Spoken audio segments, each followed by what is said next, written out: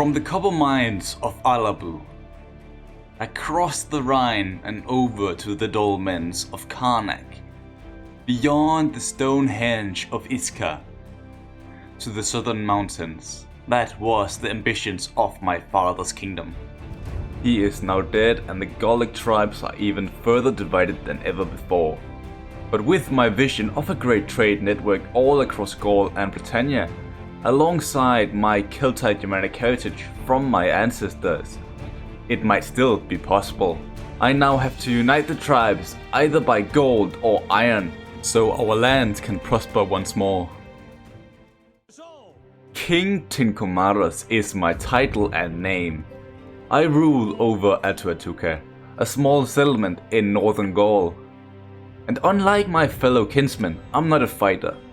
I prefer to sit back and let trade prosper in my kingdom. Therefore, I've already sent out riders to the biggest neighboring tribes for that exact purpose.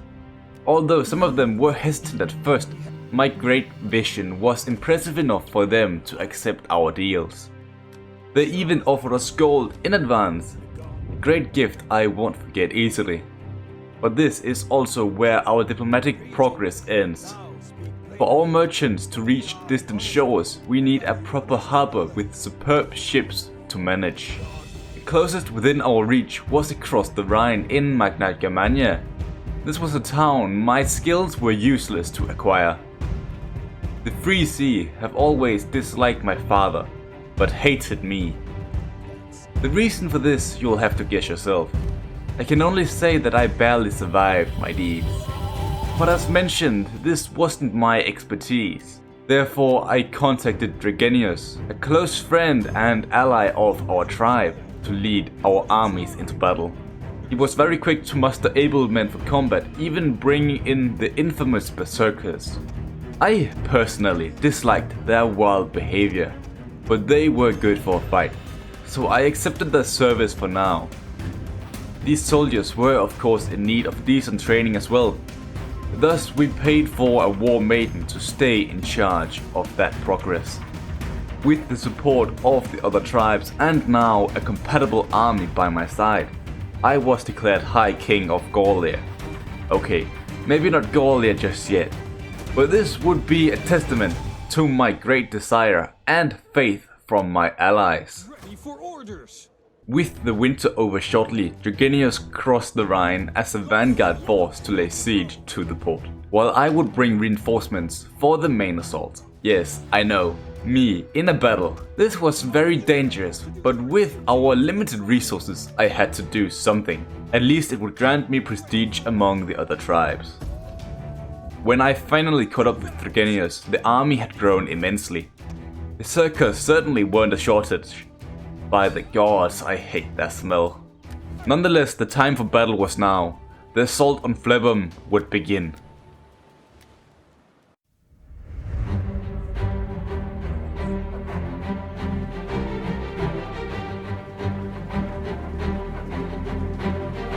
Dregenius would lead the attack alongside the main force in the center, and all the berserkers and cavalry on the right.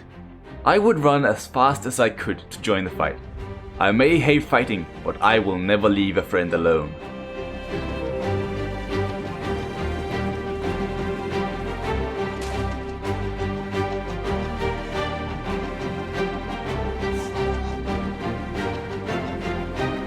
After a lot of skirmishing, the berserkers were thirsty for blood. Some of them charged head-on into combat while the rest would circle around and attack from the side.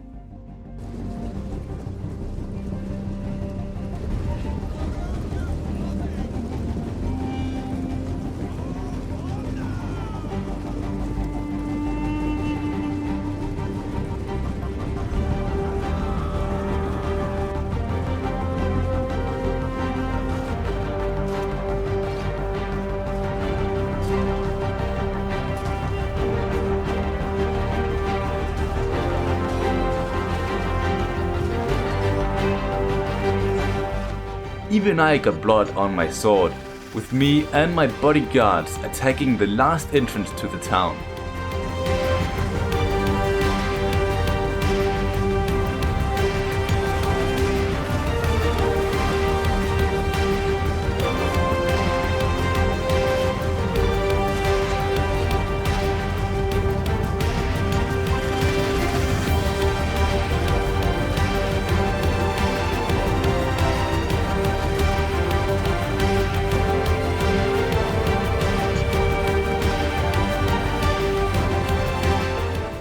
course it was also me and my men who broke the enemy first, and with us inside the town, the enemy surrendered.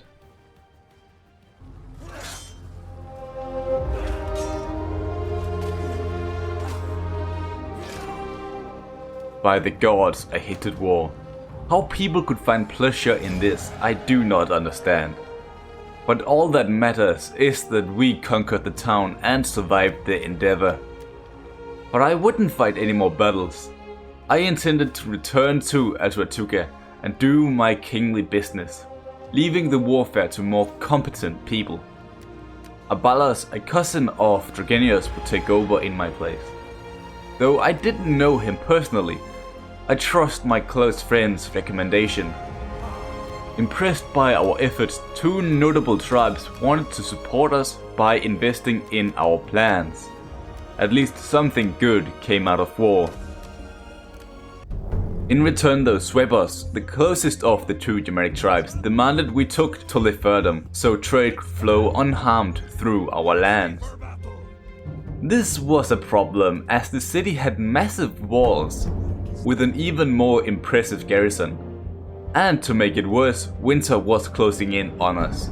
If we were caught in the wild when it started to snow, a siege would be impossible. Nevertheless, Dregenius told me he would position his men at the border, challenging them for battle. Now, as I weren't there, the spies told me of the events. Taking the bait, most of the enemy garrison marched out to face us, leaving the city vulnerable.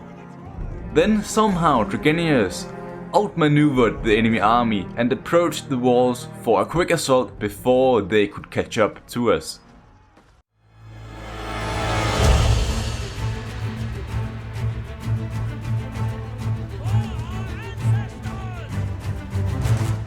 The battle started with a fight over a hill overlooking the town. Our archers came out on top, giving us aerial support for the attack on the walls.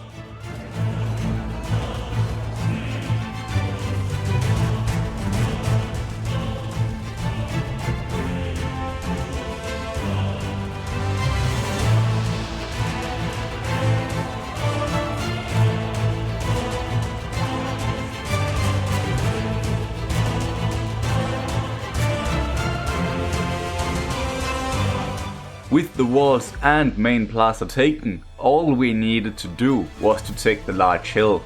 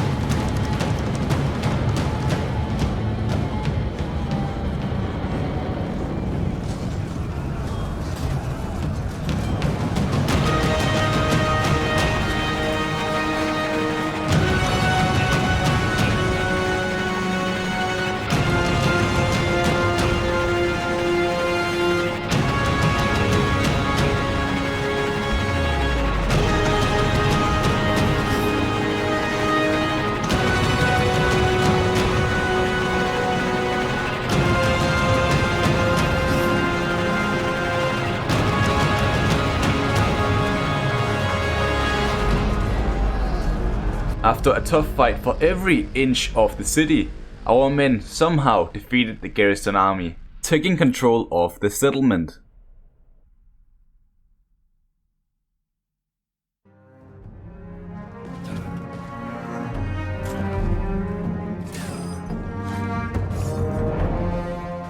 Once again, Dregenius proves he was the right man for the job. Though he took a lot of casualties, this meant our alliance with Germanic tribes was still active. Trade was acquired, but the wolf wasn't dead just yet. The garrison that tried to face us on the field could still besiege the city. Regenius was hoping for them to be caught by the winter, but if they were quick enough, anything could happen. Winter couldn't arrive soon enough. It might destroy our crops, but a bit of hunger is better than total annihilation. Although High King Tinkomarus, was safe in H2H, I still feared the worst for my close friend and general of my army, Regenius.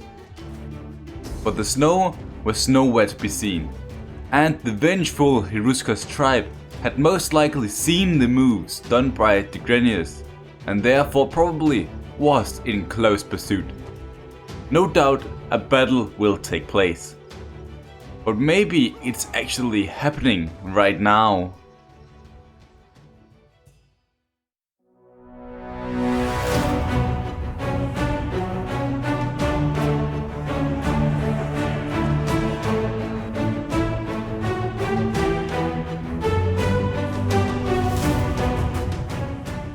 As our men were severely outnumbered, Regenius decided to abandon the lower plateau and guard the path up the hill. He had placed countless barricades to slow down the enemy, giving plenty of time for the archers to do their work.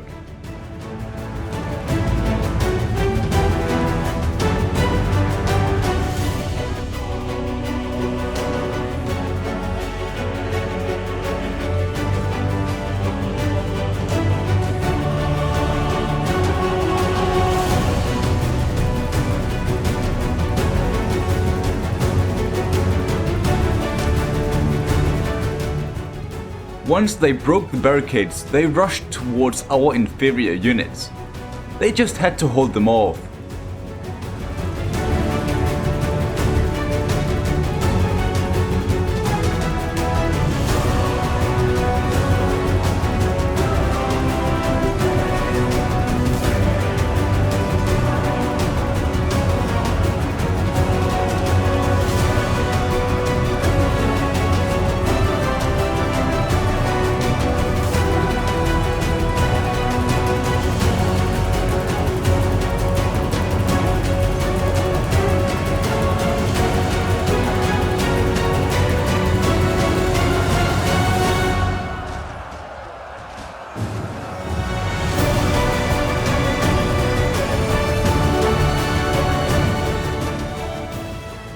As the enemy had seen countless of their own troops surrender and rout, a few flaming arrows were all we needed to seal the deal.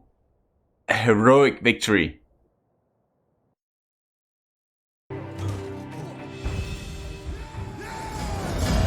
I've never been more joyous to see a messenger in my entire life. A victory here meant more than anyone could imagine. And it all happened just in time, because as I looked outside, a small snowflake appeared. Winter has arrived. My armies are weak, and the snow, yet not the worst we've ever experienced, still denied any form of replenishment, and the expenses were too much for us as well. Hence, we did all we could to simplify our army, so logistics weren't a problem anymore. But despite the rough weather, we began improving our fishing docks. Our farmland might be destroyed, but the sea could still be used. During February, Regenius told me the snow had eased up, and this meant the great pride of the Nervii would increase once again. Furthermore, a path towards the copper mines of Alabu had cleared up, symbolizing the unification process would continue once again. During the strategy meeting before Regenius marched out, he explained there's a path to the road north, which had a small hill and forests all around it. This was the perfect place to lay an ambush. He also explained to me how we needed to declare war on them, encouraging the Kemper's tribe to traverse this exact path. I must admit, I doubted his plans. You must agree with me on this one.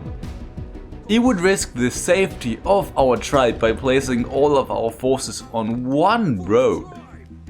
If the Cimbras falls for this, I'll grant him a proper army instead of these peasants and beasts he's commanding.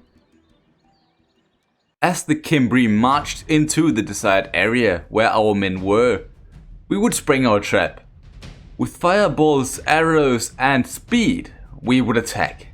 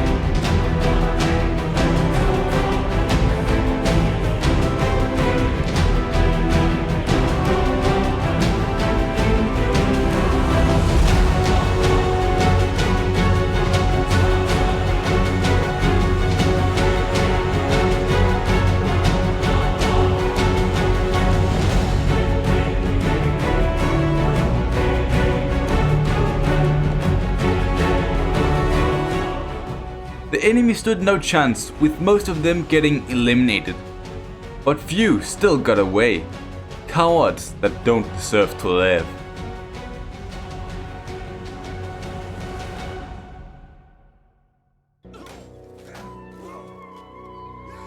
Well, I am a man of my word. Germanic continued his advance, eliminating the survivors of the battle, hoping the rest of the Cimbri wouldn't know of the events that just took place. But once this was completed, I ordered the veterans who served under my father to join the army. Now, all my good friend needed to do was to conquer the town. But this turned out to be easier than expected, as another Germanic tribe wanted to prove their worthiness towards my people and me by assisting us in the assault.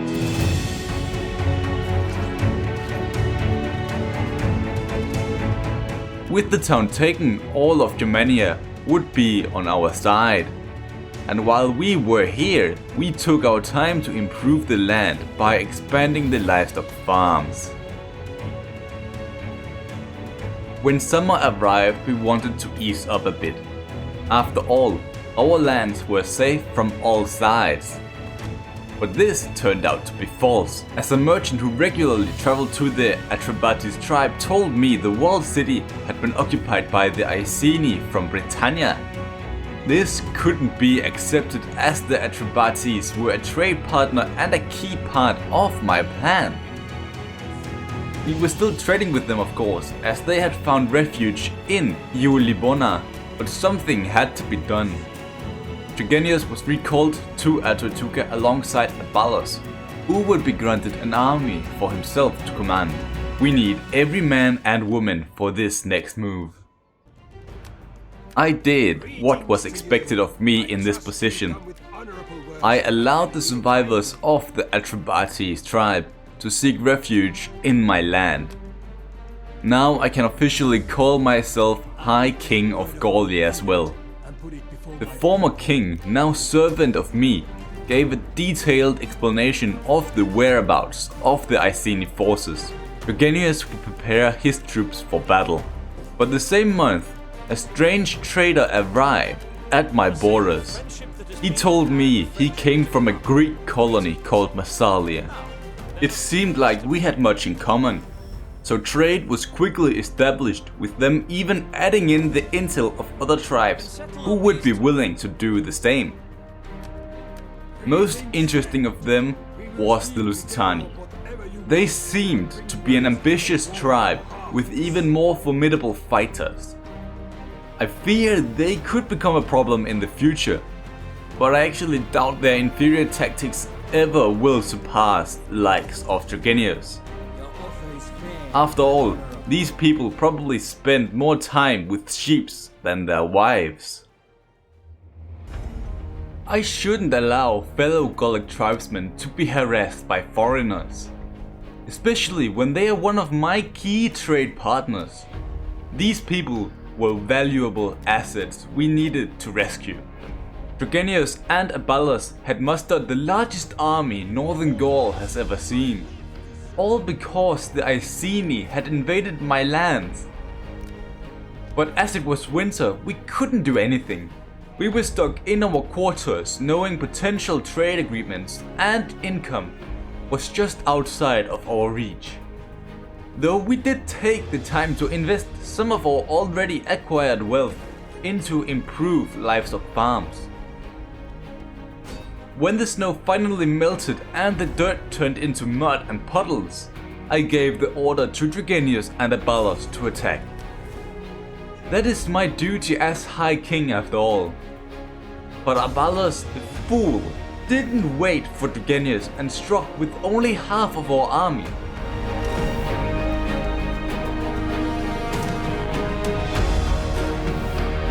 He might have won the battle, but the casualties were too high. Far too high. I knew I shouldn't have trusted someone to lead my armies, whom I never knew. Those men were true Nervii, pure bloods, taxpayers. This would be a major loss in our revenue. But on the other side though, this meant we didn't have to pay their salaries anymore. So it's not all bad. But out of the smokes from the last engagement, a second Iceni force appeared. Abalus, like the coward he was, withdrew behind Dregenius for protection. Luckily, I trust that man more than any other, but this would be a vital battle for the future of our trade federation. It appears the battle was a lot more tactical than most others. Both armies were cautious at the start, waiting for reinforcements. Hopefully Abalus could learn something here. One big battle line was made with minor differences, such as a few hidden units to the right. But once we actually spotted the enemy, we turned all our cavalry to our right while making a defensive wall with our left flank. But not soon after, the cavalry commander saw an opportunity to go for the enemy chariots, so they charged out. They lured the chariots back into an ambush by our hidden units.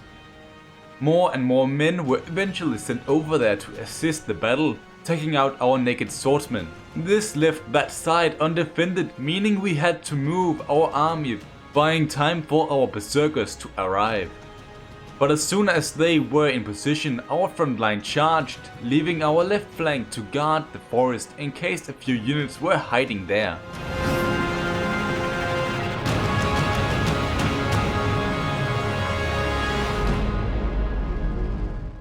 We eventually came out on top, scoring us a great victory.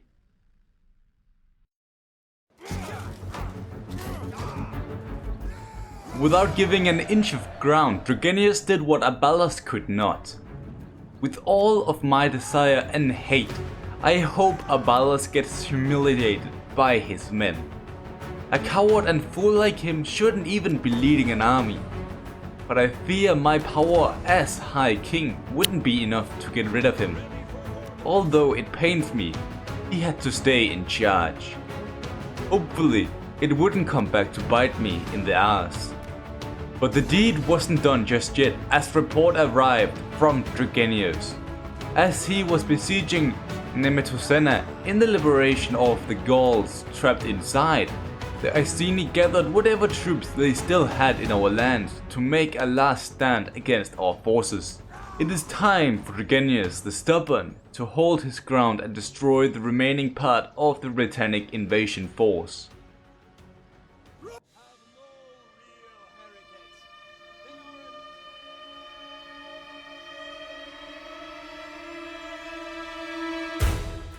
The field was still red with blood from past battles.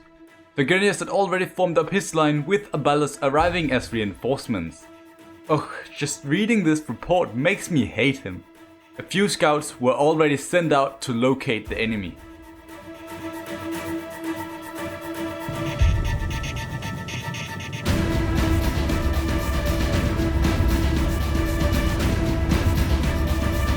After a long ride hiding between the trees, they finally spotted the main force.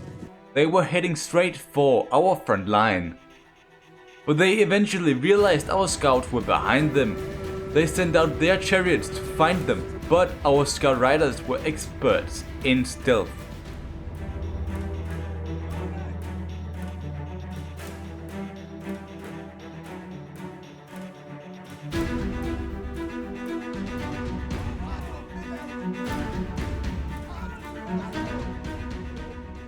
With the scout riders escaping, the Iceni moved forward once again. But before they were ready for a charge, our men rushed forward to engage the enemy.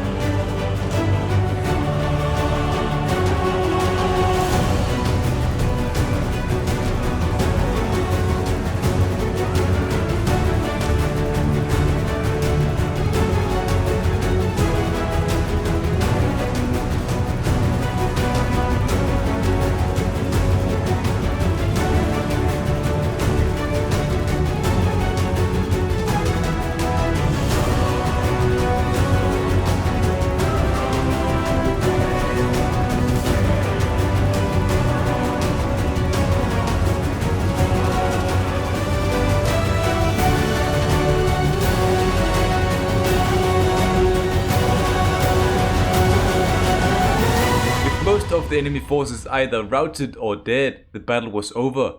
Gallia was saved once again by Dragenius.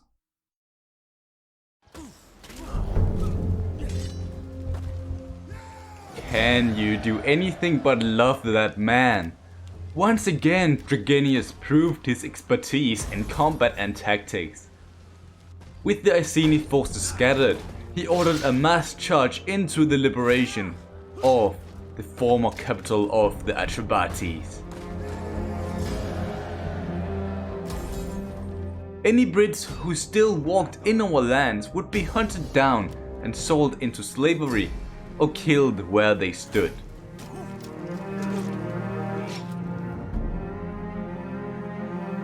After the invasion was over, the former king, whose people we just saved, came to me asking for permission to reinstate his tribe to its former glory. I kept telling him about how that would be a bad idea, how they were safer under my protection. I even offered him a share in my wealth and lead an army of his own.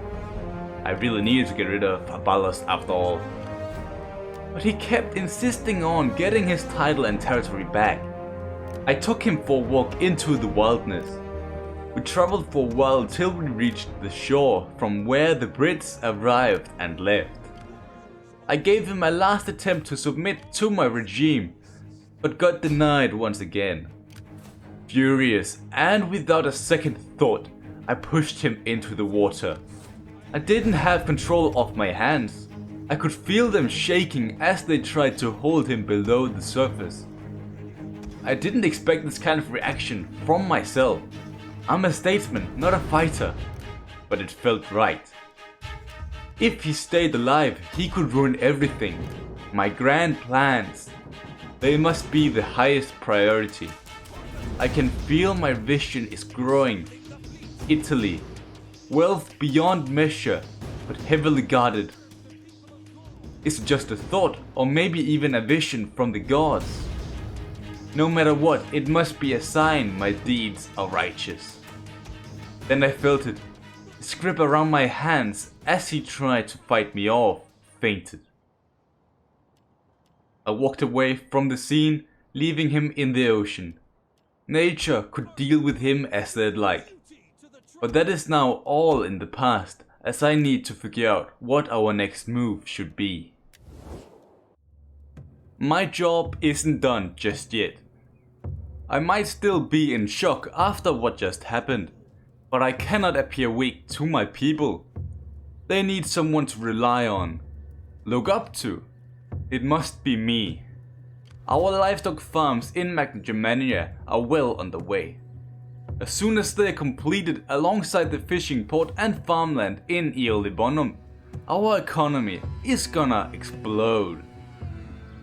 If that is not enough for the remaining independent tribes to join our banner, I don't know what will. As honorable as I am, I offered a peace treaty to the Iceni. But they even refused to talk to us. Their lands might be part of my plan, but an invasion of Britannia isn't possible just yet. For that we need superior fighters who potentially can rival the Romans, whom we've heard of from my vision. These soldiers can only be found in one place, Cenabon. But sending a peaceful task force down there for protection might not be as easy as once expected. A British raiding party was approaching our food production region, which could hurt us immensely. Regenius moved up there to protect it as fast as possible. His journey north meant Abalos was in charge of the expedition into Cenabon. I couldn't stand this, I had to do something. I walked out to the barracks and began ordering the recruitment of a royal army in my name. I personally had mixed feelings about this. When we were children, it was always Regenius who excelled in combat while I preferred ale and good company. But ever since my deeds to the Atrebates king, I felt uneasy. I have an urge for blood, which I've never felt before in my life. I will command the strongest and most elite army Gallia has ever seen. I'll unite the last Gallic tribes, travel to Rome and raze it to the ground. See the flames while I'm standing on a hill in the distance. It will be glorious. But that is enough for me. Reports from the west tell me of Regenius receiving a fake command forged by the Iceni to move his army down to Abalos for a combined takeover of Cenabon. This would leave our food production vulnerable to an attack, which took place shortly after the event. Yet the mastermind of our excellent general dealt with the situation with ease. He lured the garrison of the silver mines out from the town, so he and Abalos could double team them. The peaceful takeover was no longer an option. Iron had to be used.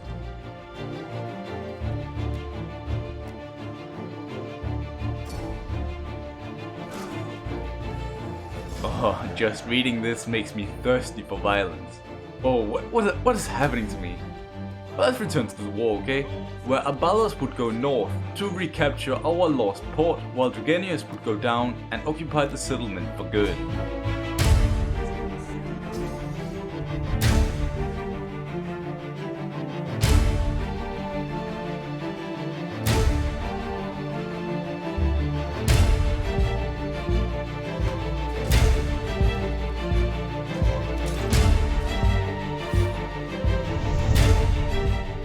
The mighty warriors of Cenabon, who didn't try to fight us, joined the Trade Federation to safeguard our trade routes. On one condition, we would help them take Namnetum, their age-old enemy, who they've been at war with for generations. We accepted this, of course, and began the recruitment process. We had to be quick, as one of our target's armies were actually trying to take our former port before we could recapture it. That is something we couldn't allow. They even dared to ask Abalos for assistance. He of course refused, but it didn't matter. The Namnetum raided the town, sacking it, and returned home. Personally, I'm actually alright with this, as we could just simply walk into the town and get it under our control. But this was a violation to our people. I will not forget this. Another external threat decided to reveal itself to us.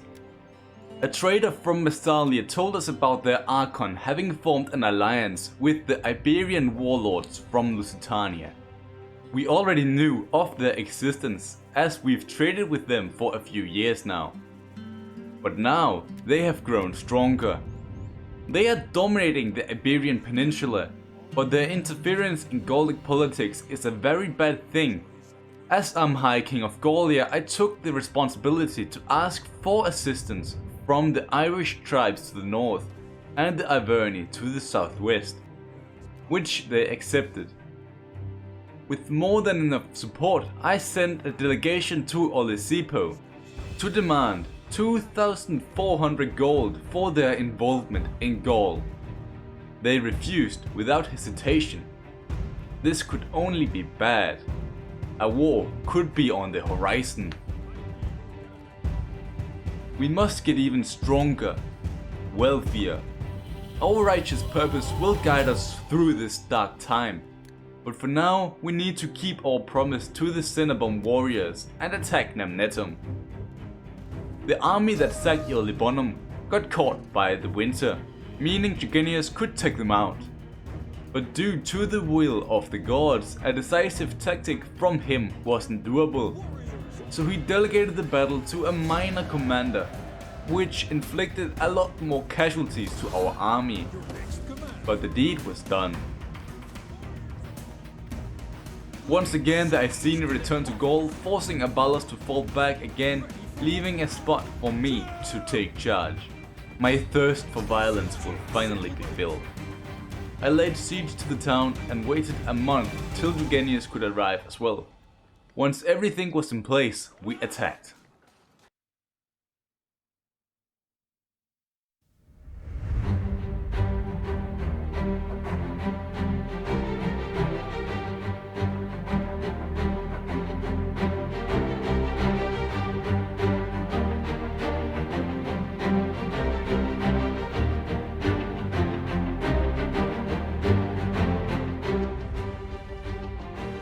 I have placed the main part of my force on the southeastern approach, as Eugenius and his reinforcements are arriving from the west.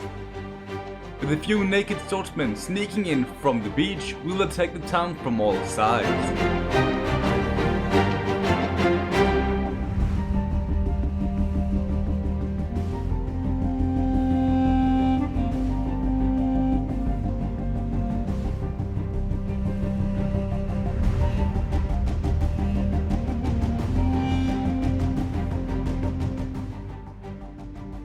My lust for violence was so strong that I ordered my men to charge the front gate. After all, Eugenius could arrive at any moment to outflank the enemy.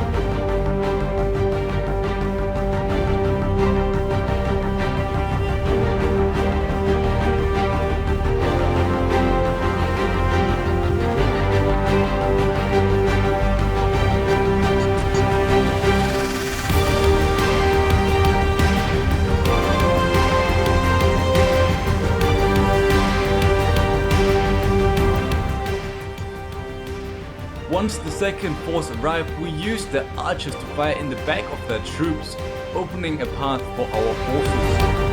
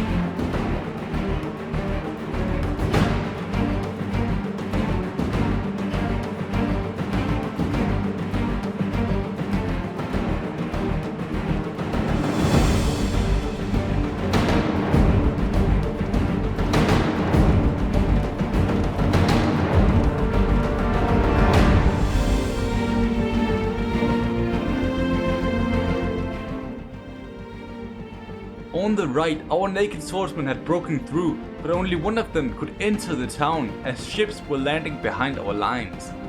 The enemy was pushed far back now, and were on the brink of destruction.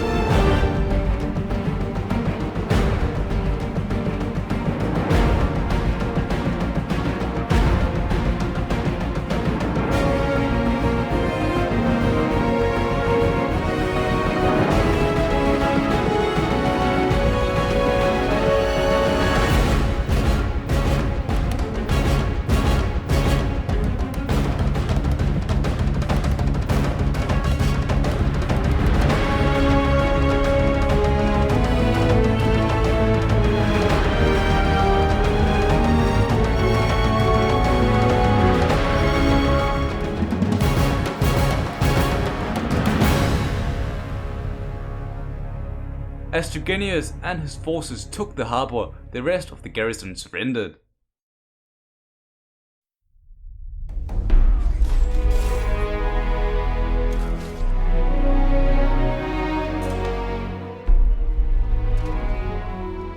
Oh, sweet victory.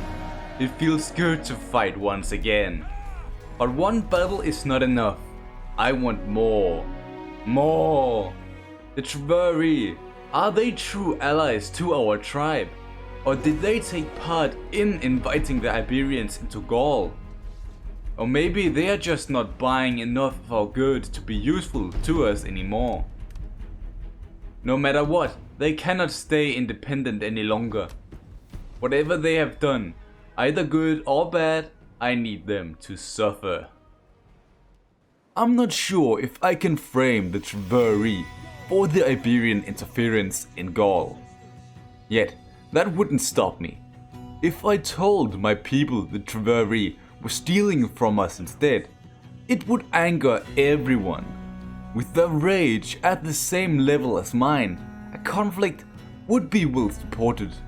If a war was to be declared, we needed someone to stay behind and protect our holdings from the Iceni. It had to be Abalos. I feared he would fuck up an invasion, so there really was no other choice. But 2 armies weren't enough, so we had to muster yet another army, of course. But we don't need to talk too much about him, as he isn't that important yet. It would just stay close to Gerganius, who would attack Britannia. I, on the other hand, would move for their capital. Now, the only thing we need to do was to tell it to our citizens. Every possible treaty was broken and abandoned, but it was necessary. The war was finally made public and our armies would march out. The Iberia tribe also decided to support us in our quest. It took some persuasion, but with them joining our side, most of my father's ambitions were completed. Now all we needed were our current targets in the Nervii and parts of Britannia. I walked into their territory hoping they would show some form of aggression, but nothing happened. And with winter arriving, I was now stuck away from home without any backup. This was a bad situation. Though on the bright side, this also meant the Nervii army couldn't reach me if they tried the pincer maneuver against us, which they actually did attempt.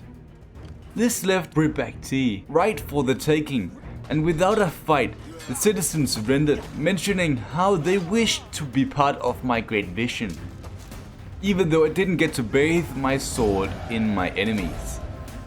Now Gerganius could march north to aid me in finishing off the useless tribe. But the Nervii army had decided to block a river crossing. If he didn't attack, I would be caught between 2 armies. An engagement here was a must. Warriors for Gaul!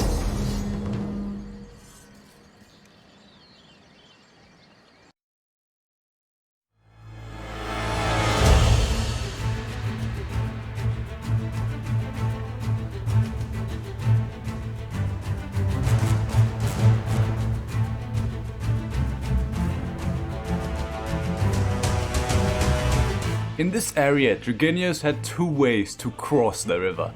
a bridge and a shallow part of the water, both well defended. He decided to use his archers to capture the bridge, while his spears would hold off the enemy. To the left, on the other hand, he would make a full-on charge with his swordsmen.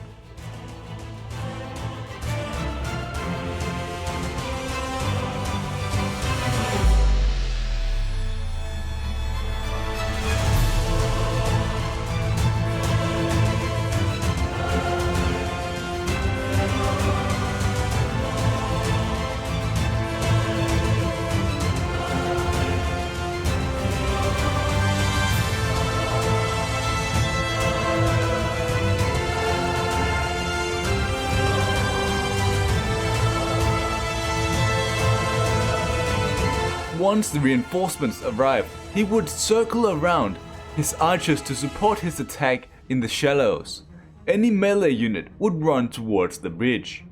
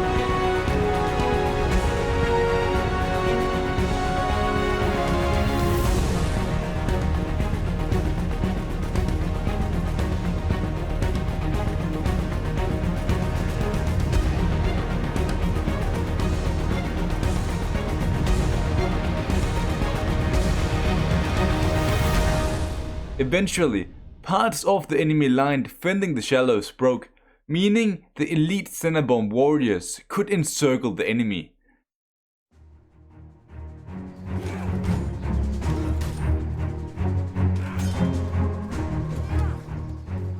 A crucial victory, giving us superiority over our fellow tribes. I pulled back to Dragenius and his forces for protection. This way I wouldn't get outnumbered if the enemy went on the offensive again. Once we had accounted for our soldiers, we moved out. I was tempted to launch an attack on a small outpost outside of the town, but decided against it for now. It was actually at this point I received a message from my brothers, mentioning how an elite Iceni force had landed and how he foolishly would engage.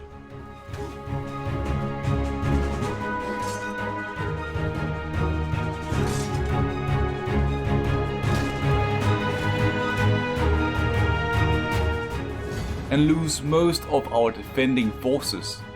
I can just be glad he isn't here with me, or this invasion could be compromised. He would then attempt to muster a much stronger army, hoping casualties like this wouldn't happen again. After all, the third time is the charm. No matter, I laid siege to the Nervii capital, trying to starve them out. It worked so well the garrison became desperate enough to sally out. This would be a massive battle.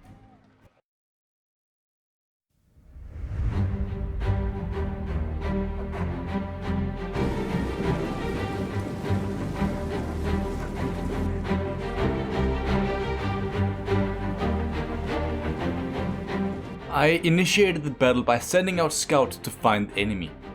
In the meantime, I would wait for our reinforcements.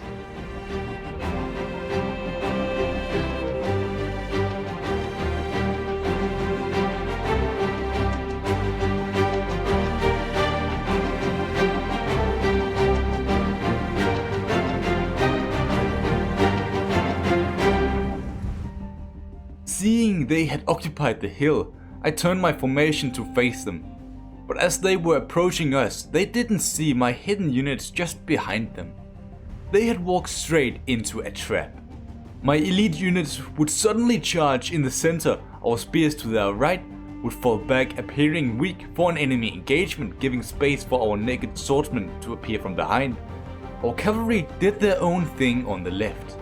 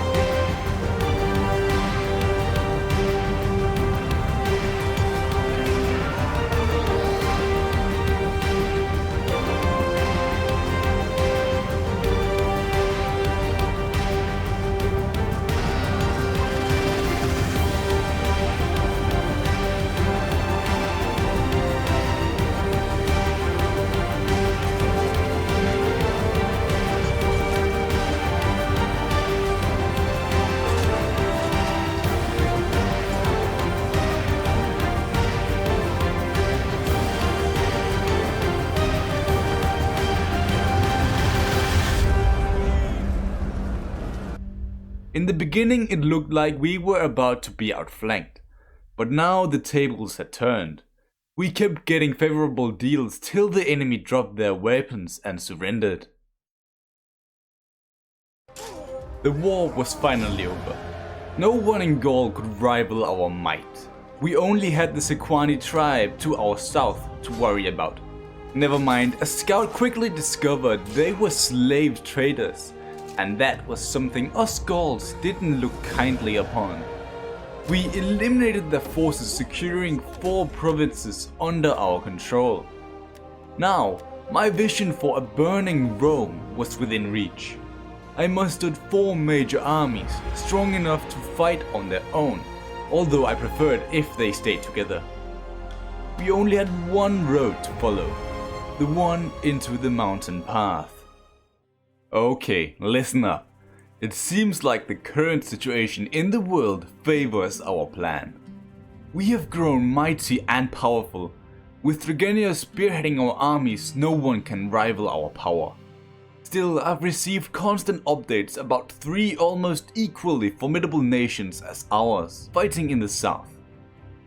Our trade partners in Lusitania is fighting a colonial force called the Carthaginians. They had established outposts in Iberia and had therefore challenged the Lusitani rule over the peninsula. This also made the Romans to the east join the war effort against Carthage, forcing them to lose Sicily and Corsica. Carthage will undoubtedly crumble, but hopefully leave the other 2 nations vulnerable. The Lusitani I care little about. Their trade is the only thing keeping me away. Rome, on the other hand, will undoubtedly be our most unyielding adversary to confront. But I cannot deny this opportunity to raise their wealthy capital and steal its treasures for our own. So this is my plan. Gregenius will lead 4 armies alongside Abalus and I, down through the Alps to fight in Italy. Meanwhile, we will muster 2 new divisions in Gaul. They will go down to Lusitania, demand military access to walk through their lands and hit Rome from the south. But I don't trust the Lusitani to honor our long-lasting relationship. Hence, I'll send 2 inexperienced generals to complete this task. This way, any unexpected events won't be devastating. The Vreati tribe, the ones ruling the Alps, were our allies and therefore showed us a peaceful pass through the devious mountains. As soon as it became spring, Gregenius crossed alongside another army. Abalus and I were both further inland, but would eventually make it before winter returned. We grouped up near the major Celtic settlement called Medlan.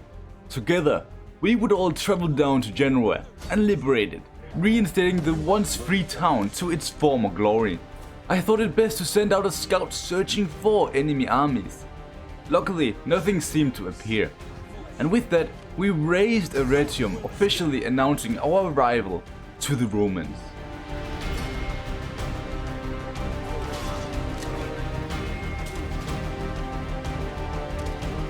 Here it also came to my attention they had made deals with the Swaivers to our east. The Germanic tribe wasn't happy about our greedy expedition, but I promised to share some of my spoils with them, easing them a bit. Another significant event also took place. The Vrati were being attacked by the Massalians. Now, the Lusitani had betrayed the Greek colony in the past, meaning they were all alone in this world. And expecting them to win, I switched sides, forming a defensive alliance with the Massalians. As we already had crossed the mountains, the Vrati were no longer needed. While I was dealing with the complicated situation in the Alps, Rome had mustered a new army to defend their treasures. Of course, it was just a fool's attempt, as we had our entire horde ready to burn everything to the ground. I would personally initiate the attack.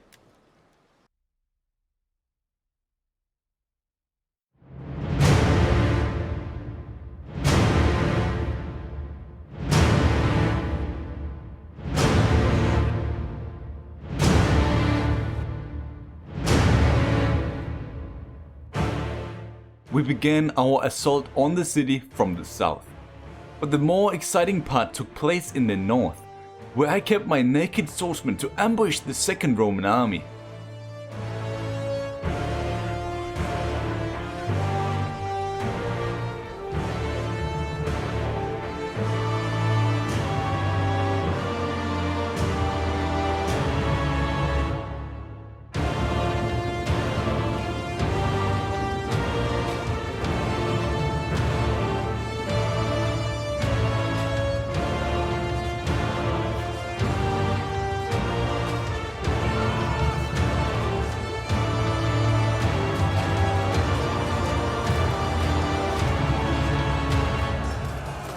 After some time struggling at the walls, Roman cavalry attacked us unexpectedly. They were eventually repelled, but our experienced archers got destroyed. An attempt to burn down the gates to the west was initiated as well, but they never succeeded throughout this battle.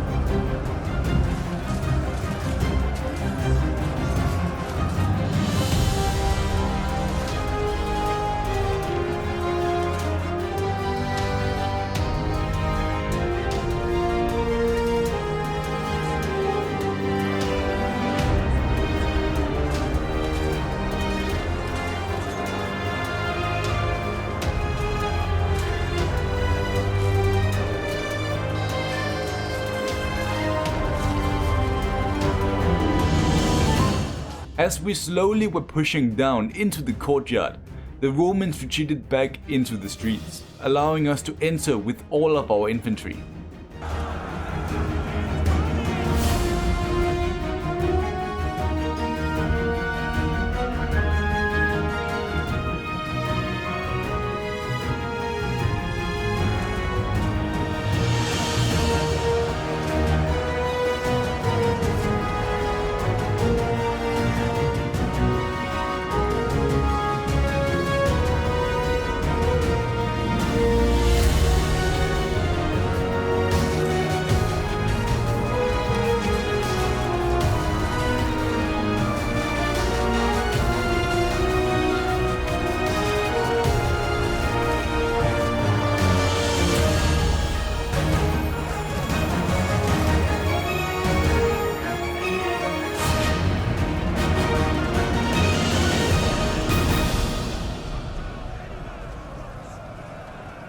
We broke through at the central street, meaning we could get in behind enemy lines to secure a victory. With Rome at our mercy, I ordered my men to raze it to the ground. My vision was complete.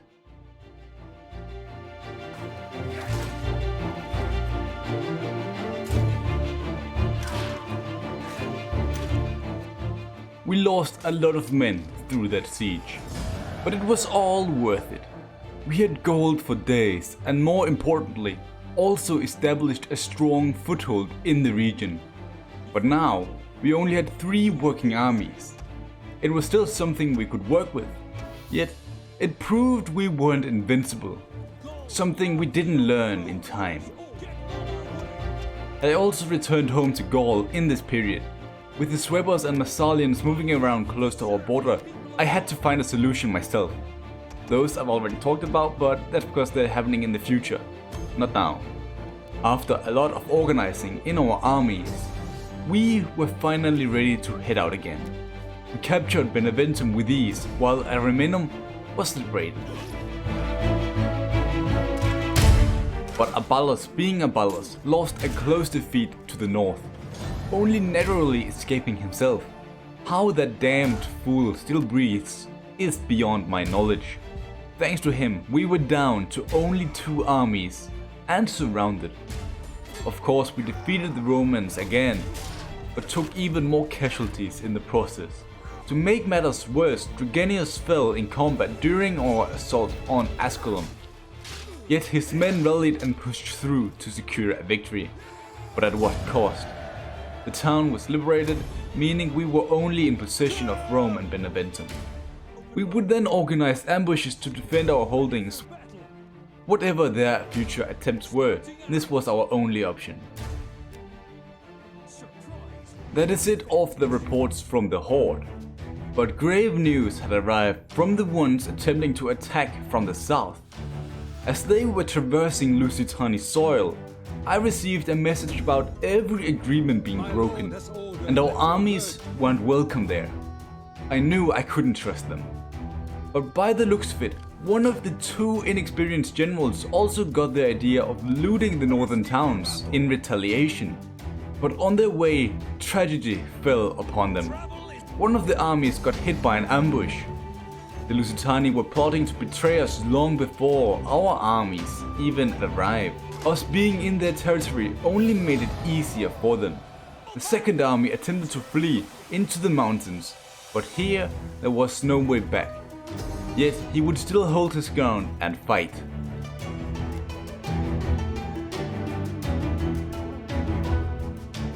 The men were using a cliffside to protect their left flank. But it apparently didn't matter, as the Lusitani would just use their Balearic slingers to hit them in their side. In an attempt to save face, both generals agreed upon making a duel between both armies' greatest units. The Germanic berserkers were chosen by the Nervii, the ones I've actually grown to like over the years, and the Lusitani bear warriors were the ones they were facing. It turned out to just bring even more shame on the general, as the berserkers lost straight after the battle began, where the Gauls unsuccessfully would fight for their lives. The plan to pass through Iberia failed miserably.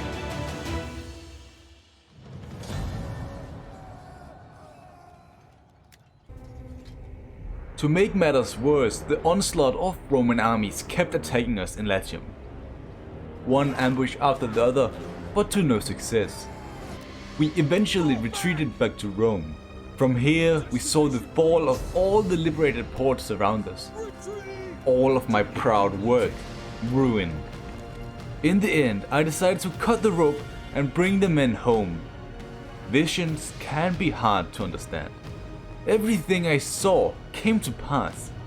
Rome was in flames and we received more gold than I could imagine. But the casualties, it wasn't worth it. I was blinded with rage and hatred. This can't happen again. I am not the king Gallia deserves, but I must become the one they need. I managed to establish a temporary peace with the Lusitani. In exchange, we would abandon all influence we had over the Arverni tribe to our southwest. On the other hand, I got 12 months of peace out of it. The time I would spend to replenish my armies and form a much better strategy to retaliate. Luckily, I had just the right idea. Next time they will face the full might of Gaul, not just 2 armies. The only good thing about losing this many armies is that we no longer need to pay their salaries, just like when we fought the Iceni. Our mighty trade federation produced more than enough revenue for us, making our recent losses a luxury problem. We weren't even close to the worst positioned nation. It's not even close. Carthage got severely destroyed, being double teamed by the Lusitani and Romans. By the end of the war, they only held Caralis, while Rome secured Italy and conquered Africa. The Lusitani secured Iberia and even established outposts in Africa as well. We, of course, didn't lose anything, and with our current power, we were still the strongest nation, only truly rivaled by Rome. I realize I've been blinded by violence and greed in the past. It is time to change that. Yet I couldn't just let the Lusitani go after what they did. My plan of retaliation is simple, but dangerous.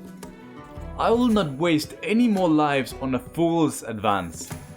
They will undoubtedly make ambushes at every pass into their peninsula. Therefore, we are not going by land. Ships. We will sail down the coast and land a task force behind enemy lines, creating more than enough havoc for them to deal with. But as mentioned, this is dangerous and I don't want to waste more men on a foolish attempt. Hence we shall test it first. Just to the north of us lies Britannia, our former enemies. We have crossed blades with them on many occasions, making them an obvious target to test our strategy against. Another argument is they were part of my father's vision. We had to go for them. Tribesmen from all over the Federation were summoned. The fishermen from Ilibona and Amnetum took charge of shipbuilding and crew. Gallic blacksmiths and swordsmen sharpened their swords and axes, expecting to cut through the toughest of armor. Germanic hunters prepared their bows, getting ready for their final hunt. With the laws of Trigenius, I had to command the armies myself. It was either that or Abalus, and we all know how that would have turned out. Furthermore, leading by example is also a great trait of the High King, which Gallia truly deserves. We are ready for war. By the end of our preparations, we had 5 armies and 2 fleets, just enough to cross the water. Obviously, as this only was a test, and a fear of the Romans, or Lusitani, appearing out of nowhere, I left 2 forces to guard Gallia, setting ambushes at 2 popular routes and key choke points. We set sail for the Iceni lands, but quickly learned our limits in terms of naval transport. We had to stay close to friendly ports if this was to work. Iska became our plan B. During our crossing, we got hit by bad weather and snow. Many men froze to death at sea. Landing in Britannia wasn't much of an upgrade. We needed the settlement to keep us warm and safe. Although our 3rd army hadn't arrived, we had to do something. Without hesitation, I declared war. One of our armies rushed out to engage the British division just outside of the town. If we win this battle, our plan will undoubtedly work.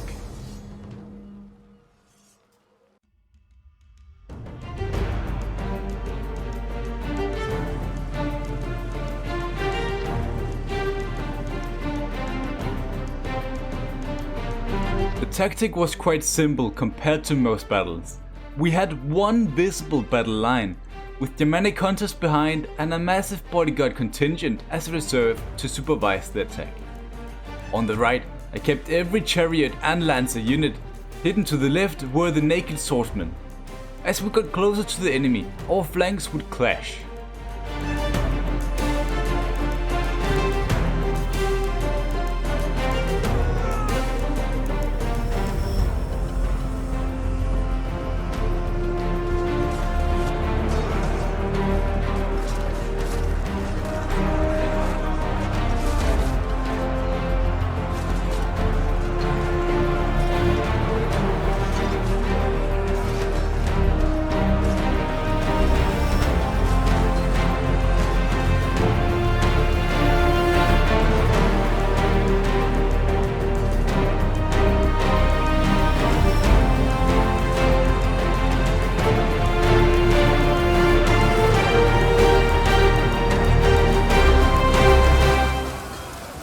cavalry won with ease, with the center soon to follow.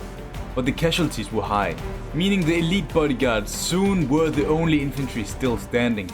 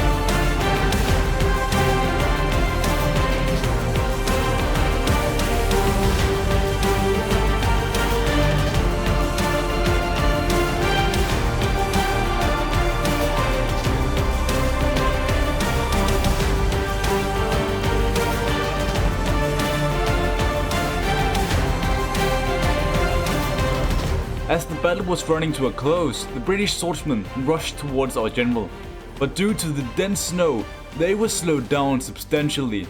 This allowed our Germanic hunters to pick them off one by one, securing a costly, but still a victory. Well, that's it then. Our armies might need to be tweaked a bit, but other than that, our plan is looking good. We captured Ischia along with Stonehenge, but our two initial armies had taken so many casualties, I was forced to send them back to Gaul.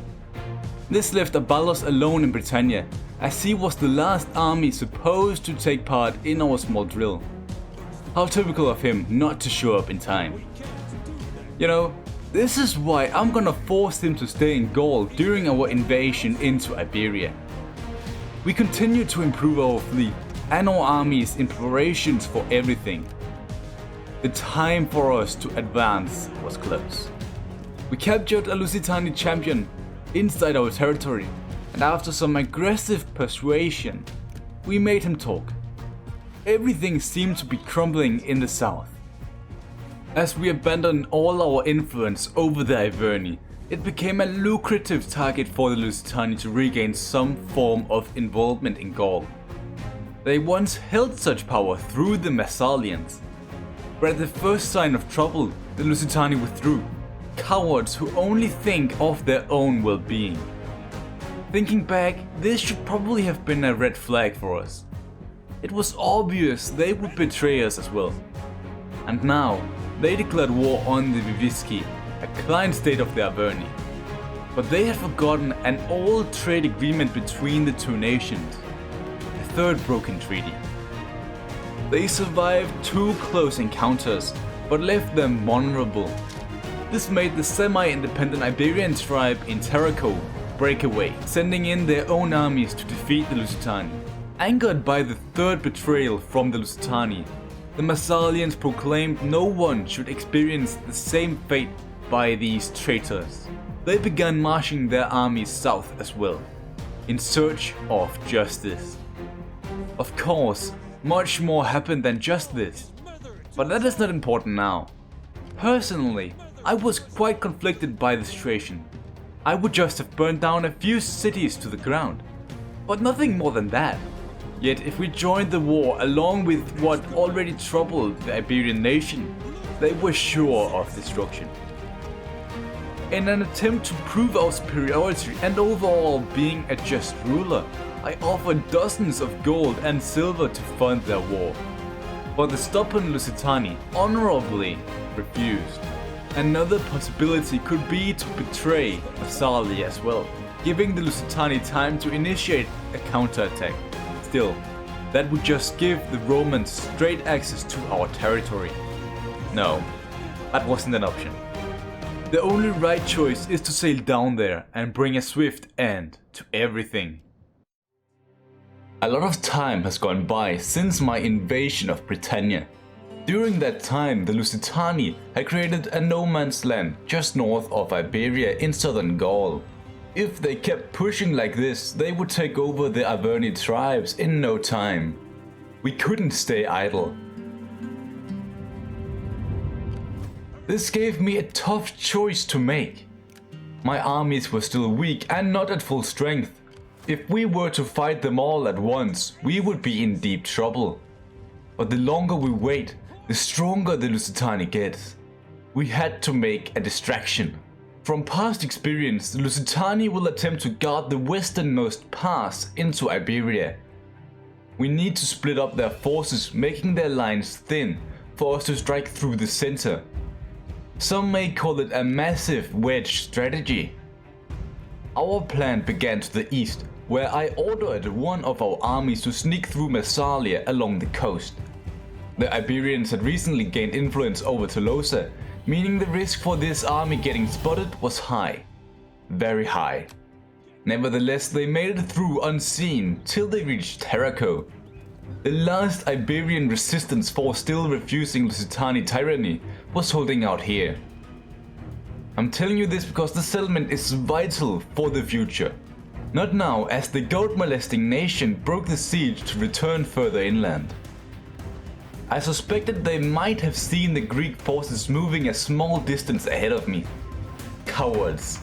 This army only needed to go a bit further before they had reached their destination. The place they would hide while my forces and I prepared for the full assault. I was on my way with my half-replenished regiments through Lemonum and the fleet still at Namnetum to reach full strength before setting sail. I didn't really expect anything to go wrong, but my idea of that alone being true was. The elite Lusitani force that besieged Terraco had spotted our army in the east. They were thoroughly outgunned with no advantage except a small forest. The men had fought bravely and well, taking out a good chunk of the Lusitani forces, but in the end they experienced the same fate as dozens of their Gallic brethren before them. I couldn't believe they had seen through my plans. I should probably have recalled my men for a more bulletproof plan, but there was no time for it. I had to move on. The Iverni made a valiant attack as well, halting the Iberian offense into Gaul. Both sides suffered major casualties, forcing the Lusitani back into their mountains. Exactly what I didn't want. We were so close to having caught them in the open field. Ugh, I should have taken control over the Iverni lands myself rather than let them stay independent. My three armies and I were now unable to strike back unless we could force the Lusitani to divert some of their armies elsewhere. Our fleet tried to raid Brigantium for this to happen, but the Lusitani would just abandon their town center to stay away from the beach, removing our only advantage. Halfway into the battle, the admiral realized it was a fool's attempt and withdrew in shame. My once great army of 5 was reduced to 3 in seconds. As much as it pains me, I knew what I had to do. Abalos was the only one still in command of unused soldiers. We had to bring him in. He and a second force were now on their way to bring our numbers back up to 5. But the biggest obstacle of all was about to turn up: winter. It would slow down our reinforcements immensely, while the warm weather in Iberia allowed the Lusitani to gather all their armies in the mountains again. I turned to raiding during these cold months, hoping to exhaust the region for supplies. If we couldn't defeat them on the field, we had to win in the kitchen. As the winter passed, my last 2 armies finally could arrive in Gallia. But this also meant the Lusitani could begin their counterattack. They had gathered all their 4 armies in the mountains, ready to use all their men to push us back. I started to wonder if I ever had any chance to ever gain a foothold in Iberia. And then I realized something. If all the enemy armies were here, the coastal pass was undefended. However, it had to stay that way. We had to make it appear as if all our forces were still gathering at the western pass. But if I sent one of my new armies down there just to redirect them towards the coastal pass afterwards, while this happened, I also would reveal one of my formerly hidden armies to take its place. The Lusitani wouldn't expect a thing. Complicated, I know, but believe me, it should make sense. It was a long shot, true, but I had no other option. The only catch was that Abalos, of all people, had to lead the surprise attack into the heart of their territory. Luckily, my decoy seemed to work for quite some time, forcing a stalemate at the mountains.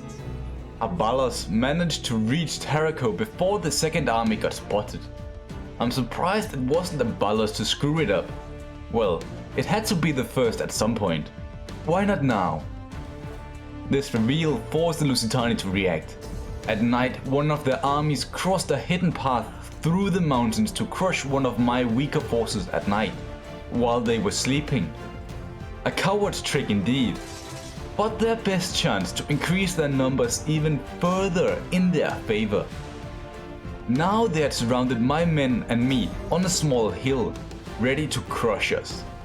I knew I wouldn't come out of this alive, but if the Lusitani numbers could be reduced enough here, Abalos could potentially make a devastating blow to the Iberian economy unopposed. I will gladly sacrifice myself for the greater good of this war and the Gallic Trade Federation. As the Lusitani prepared for an all-out assault on my position, I saw an opportunity. One of their generals had isolated itself, trying to reach their main army. My scout charged in an attempt to take him out. Sadly, the enemy reacted rapidly and overwhelmed the cavalry, letting the general survive, barely taking a hit. Sometime later, the enemy tried to get up on the hill to remove our advantage, but we mirrored their moves, spreading ourselves dangerously thin. This forced the Lusitani to make a massive charge uphill. Our chariots made a surprise attack on their bear warriors, but got crushed by it. None of my small tricks and ideas paid off, and their numbers were too much for us to ever get around their lines and do rear charges. We had to face the elite units head on.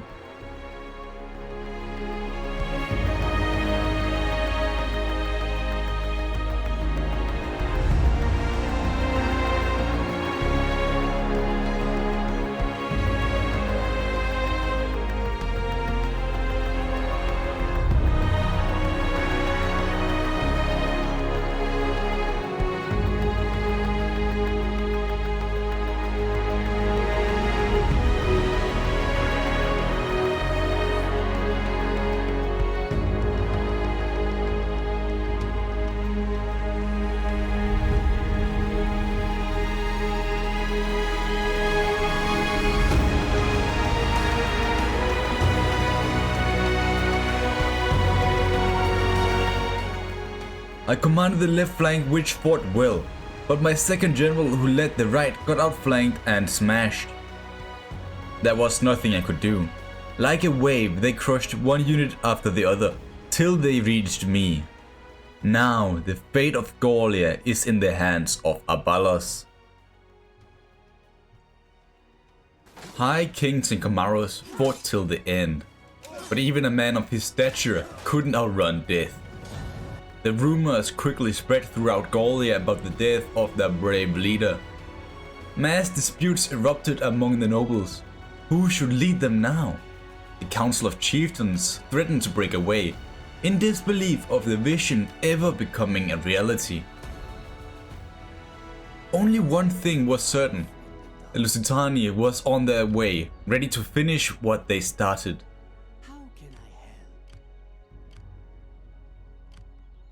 Every single penny Tinkomaros had saved came to use now. Gallia needed new armies, and it was here the elders discovered an utmost surreal advantage previously unknown to even the former High King himself. From a certain point of view, it could be described as a eureka, a game changer. something to change the war in favor of Gallia forever. Till now it was believed all of the elite Centaur warriors got killed in Italy, leaving the Nervii without skilled fighters. They had therefore used the assistance of farmers from all over the Federation as replacements. But a few of these talented warriors had apparently traveled to H2H, the capital of Gallia, to train the citizens in the way of the blade. By now, well over 7,000 Rix warriors had gathered here, ready to fight. All of them were willing to get revenge on the foul Iberians. It would take some time for them to arrive, but with the heroic last stand of High King Tinkomarus and the infiltration of Abalas, time was all of a sudden on their side. Speaking of Abalas, let's return to the south where the Lusitani warchief personally led the hunt for him. He was standing outside of Tarraco seeking refuge through the winter. Here he discovered the Britannia, a third Iberian nation that finally had joined forces with the Lusitani, making them a united Celto-Iberian nation. They blocked the river Abalas sought to use, and with the now Celto-Iberian warchief on their tails, they were stuck. But as they finally reached the river, the army was gone. Knowing this was all too good to be true, a spy was dispatched to look for ambushes. Abalas might be hunted, but he knew it was better to be safe than sorry. And so it was, the army was spotted, meaning a battle finally could take place in favor of the Nervii. And with Tarraco blocking the path for the Celto-Iberian king to pursue, Abalas took the opportunity to attack Ars.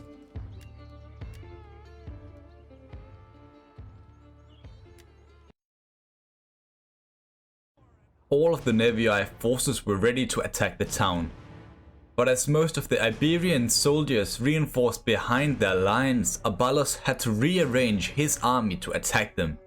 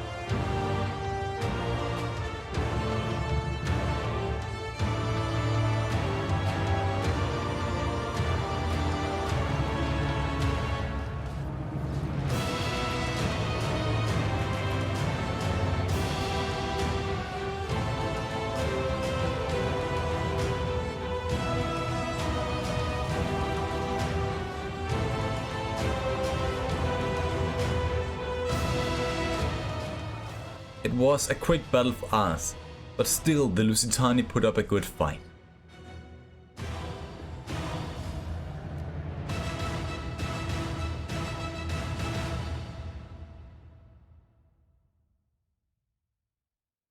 At last, a victory over the Lusitani, and by Abalas of all people.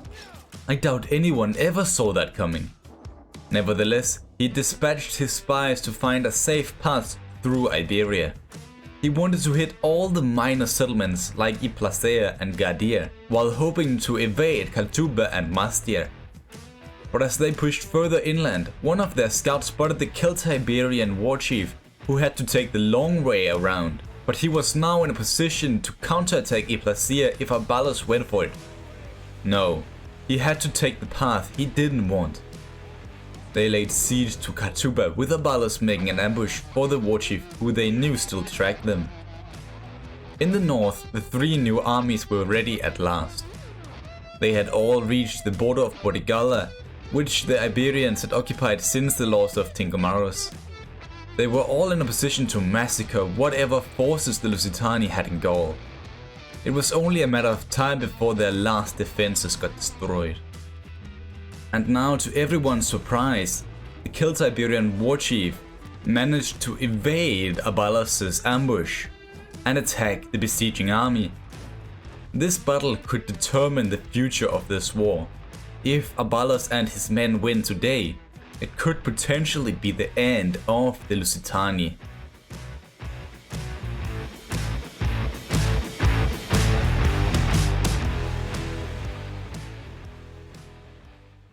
Gods, have mercy on my soul. The world started to shake, and my memories seemed to fade away. Did we just travel back in time due to an apocalypse? I guess so. It feels odd. The Celtiberian war chief almost caught up to Abalos, who this time didn't bother with an ambush. Somehow I believed something else should have happened. Oh well, that attack could have been devastating to the Nervii invasion. But now, thanks to this, an assault on Kasper was possible. Its high walls could solidify Nervii influence in southern Iberia forever. But first, he needs to take them. Abalos started the assault from the north. His only Germanic hunters, stealthily, ran forward to burn down the towers with flaming arrows. This allowed the siege equipment and ladders to push forward. The battle would begin. It was a fierce fight for the walls. Many men lost their lives in an attempt to redeem the loss of their beloved High King. As the Gallic axemen started to cut their way through the enemy and get in behind their lines, the city surrendered, all without the need of our second army. With the mighty city under Nervii control, it was time to stabilize.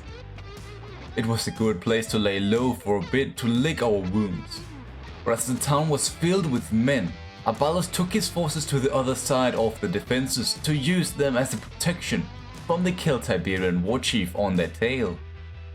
In the north, the Gallic forces had finally entered Gallia.